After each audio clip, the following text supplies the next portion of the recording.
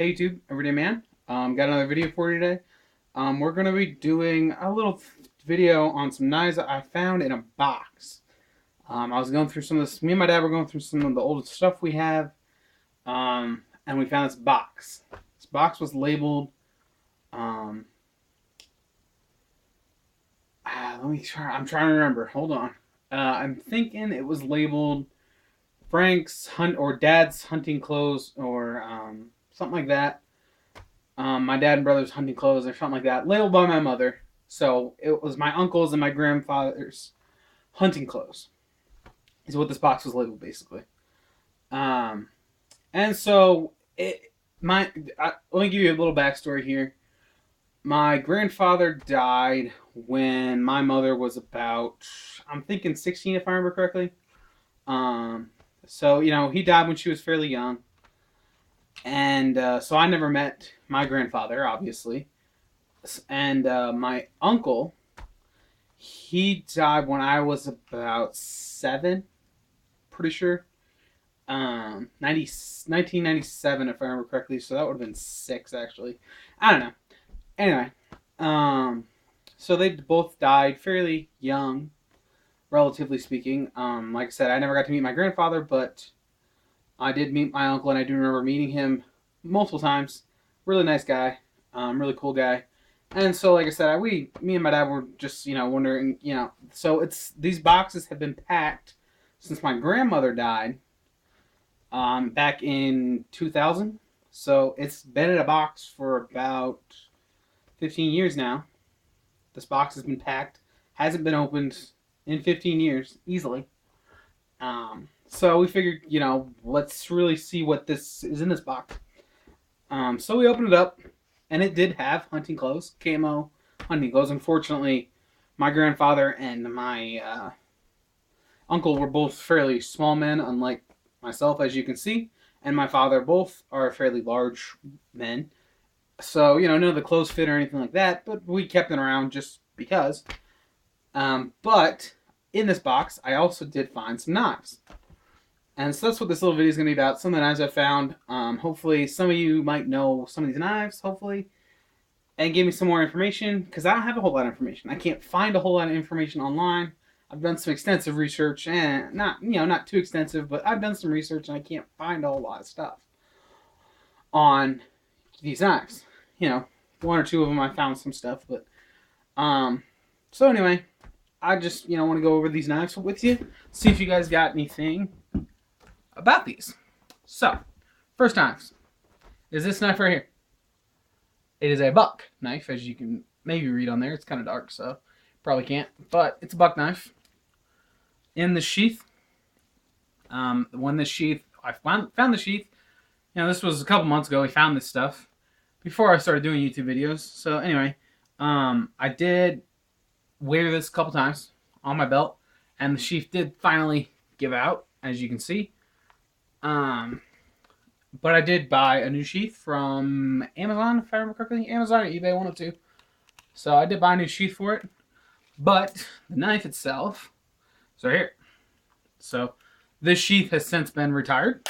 I'm keeping it around because of sentimental reasons, But I do have a new sheath for it that I can put on my belt and wear and not have any fear of it falling out or anything like that. It's a regular black leather sheath that it fits in beautifully. I had thrown this in the pocket. It is a fairly small knife. This knife I have a lot of information on. I can get information. Buck still makes these knives. This one has much better information than the other two that I have. But so anyway, new sheath, which is really cool because I can use this knife, and I love it. So this knife is my buck 510, no, 501. Sorry, buck 501, also known as the Buck Squire. Now, made in USA. I'm gonna pull up some information. I did look this knife up, and I have the information that I can give to you if you're interested. Rosewood handles, beautiful rosewood handles. I love this knife. I love these handles on this knife. I showed this in the Walmart video of the Walmart knives, but I want to do some more in depth and a little backstory on this. So, beautiful handle, rosewood. Blade length 2 3/4. 2 3/4 blade length. Overall open, if I remember correctly, about 3. No, 3 1/4, 3 3/4 inch closed. So overall, that's gonna make this knife. Where is it? Sorry about that. Like I said, 2 3/4 plus 3 3/4, 3 3/4 closed, 2 3/4 open. That's all that I got. Information I got. I could add those two together and get the number, but I don't really care. You guys can do that if you want. Nickel plated bolsters on this, double bolstered. Stainless steel is 420 HC. Steel, good steel. Drop point, as you can see. So this knife, like I said, they still make these. It's just a beautiful knife, I think. Like I said, you can still buy these. They're about $30 ish, somewhere in that range. So not super expensive, but it's buck, and it is made in the USA, as you can see right there. And it's just a beautiful knife. I love it. It's my only buck I have, my actual buck. So, I really, really love it. I really do. And it's very sentimental. I'm not sure which one this belonged to. This might have been my grandfather's. This might have been my uncle. Most likely my uncle's, but you never know. But, it's a very sentimental knife. Wouldn't trade it or sell it or anything like that for the world. So, anyway. As you can probably see here, it's had some sharpening done with probably a regular sharpening stone, free-handed. You can see some of the evidence of that on the blade, but that's fine. I don't care. Besides that, no rust or anything. It's been sitting in a box in a basement for 15 years. No rust, no nothing. That's a testament to this knife. Wasn't oiled or anything like that before it was put away, probably. So, like I said, it hasn't been used since late mid-90s. Easily. Because, like I said, my uncle died in 95, if I remember correctly.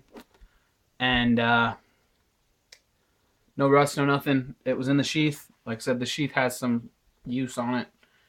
When I got the sheath out, I took my leather conditioner that I use for my cowboy boots, and I did, wipe it down and try to give it some moisture, but, you can only do so much with that.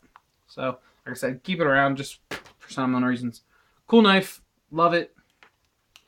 And like I said, I got a new sheath for it, so use it. It is an knife I use, which is great.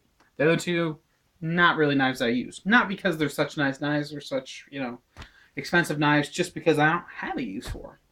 They're both hunting and fishing knives, and I don't do a lot of hunting. I mean, I have the Realtree shirt, but I do a lot of hiking. I do a lot of camping. My dad never did hunting, and I was never old enough to go with my uncle or anything like that, so I never learned hunting. That's the only reason I don't. And fishing, I was just never very good at it. That's the honest truth. I was terrible at fishing. Anyway, this next knife, speaking of fishing, is this knife right here. Leather sheath, hard leather, light tan. It is a Sharp knife. Literally, that's the brand name. Sharp knife. SHARP. Sharp knife. Here's the knife. Like I said, the sheath looks like it's barely ever been used, if used at all. The sheath honestly looks like it's never been used. It really doesn't. It looks brand new. I don't know if this was a recent purchase that never really got to get used, or it was something that was in a toolbox that, it wasn't actually ever on a belt, so, something like that. I don't know. Only bit of wear it has is on this button. It's got a little rust on there. And on the butt end of the knife, it's got a little bit of patina, as we might call it. So, a filleting knife, obviously. It's a fairly hard filleting knife, but it is a filleting knife. Could be also used for skinning, I suppose. Like I said, it's fairly stiff, I think, for a filleting knife. I'm used to a filleting knife being fairly flexible. This is pretty stiff. This handle is actual wood. At first, when I got the knife, when I pulled the knife out of the box, I thought it might be just a decal, a stick on, just like press board you get, um, press board furniture that has stuff. So anyway, nice, beautiful wood. I cannot find out what kind of wood. Is stainless, made in Japan. No claims of what stainless. I cannot find anything on what stainless. There are a bunch of these out there on eBay and stuff like that. Sell from anywhere between $10 to $80. So, you never know how much it actually might be worth. As you can see, stainless steel, Japan. And there it is. Sharp DF-60. That's what it says. Sorry about that. Like I said, not a whole lot of information. Stainless steel, blunt end, wood in the middle. Not real sharp. I don't know if it's been used, so it's not real sharp. But, such is life. So, like I said, this is a knife I don't really use. Like I said, if any of you have any information on, knives like this, go ahead and give it to me in the comments. Send me a message, anything like that. I really do want to know about these. Like I said, these are knives I wouldn't trade for the world. They're, sentimental. I never got to meet my grandfather. The next knife I know for a fact was my grandfather's. Just because it's the age of these ones, it might be my uncle's, but still, either way, very sentimental. They were, died too young, honestly. So, anyway, two great knives. Right here. Third knife is this beast right here. No sheath with this guy. All it did have was this hard paper with tape. It wasn't in this. I don't really keep it in this anymore because this did get a lot of rust. Neither of these other two, the Buck or the Sharp, really got much rust at all. I did the same thing with the sheath when I got it out. I coated it with, like I said, my, what is it called? Sorry. My, I can't remember what it's called, but the leather conditioner that I have, I might annotate it or put it in the comments down below or something like that. I use on my boots. But this knife, like I said, no sheath or anything like that. It did have quite a bit of rust. And even after we got it a couple months, it's been sitting down on top of my fridge in the basement.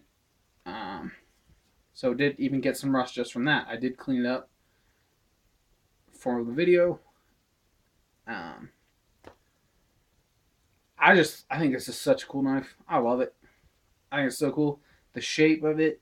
The only things I do know, I didn't actually mention this, is the brand name and the model number. Weck and Mueller.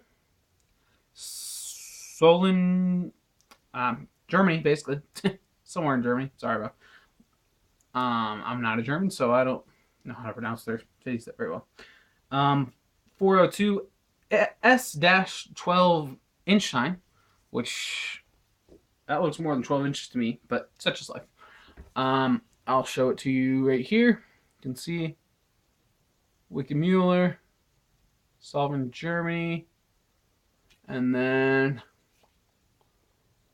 402 S-12. Hopefully you can read that. There it is. So, this guy, I'm pretty sure it's another Skinner boner kind of knife for chopping. Because also in this box, I got left in the box just because it's really something I would never use. It was a big butcher knife. I can't even remember the brand name, but a big, meat cleaver, basically. This knife, I thought I might have a use for this guy. If I could make a sheath or something like that for this, find a sheath, I would use it. But I wouldn't use it for its intended purpose, which, such as, some things, you never know. There is a big nick in this blade. A couple of them there and there. So, like I said, that kind of indicates it was used. Like I said, they were big hunters. So it was probably used for, processing of animals. So, hit a bone or something like that. what I would use this for, it just looks like a machete to me. Not gonna lie. It swings good. It's fairly sharp, really. It's not real sharp, but it's sharp enough for a machete. Machetes don't have to be real sharp. Um, it's comfortable in the hand. The other interesting thing is it's got this X carved into the handle. I did find that a lot of butchers did that to for better grip. Um, it's where your thumb is basically when you're holding it. It's right there under the thumb. When you're holding it, so it gives you a little extra grip cutting. But like I said, I would totally use this for a machete if I had some way to sheath it or something like that. I think it's just the coolest knife. Really, I do. It's just got this sweet upsweep to it and drops back down to a nice point. It's just a beautiful knife. It does show wear, as you can see, but from best I can find, this is probably early 1900s ish, 20s, probably the 20s actually. So this might have even been my great grandfather's, possibly, because just its age. But like I said, found it in a box. Like I said, this one is the one I'm really interested in. If anybody got any information on this guy, please, please, please tell me. Put it in the comments, something like that. Because, like I said, it's just a really cool knife. So, anyway, I think that's pretty much it for this video. Stuff like this is priceless. When I was looking online, I found a lot of eBay for this guy. A lot of these on eBay. There was a couple of them that were, this was in my dad's collection. I'm selling it for this much. Why would you do that? I understand that you don't want knots around. These have been, in my house since I was a kid. So, I don't know. It just kind of bugs me that people would sell their, heirlooms, even if they don't like. I don't know. That's just me. I'm a knife guy, so. Anyway, I think that's pretty much it. Hold on to stuff like this. You don't know what your grandkids are gonna find and think it's just the coolest thing ever. Like this, like me. So anyway, I think that's pretty much it. Y'all be safe out there. Have a good day, and hold on to your family heirlooms.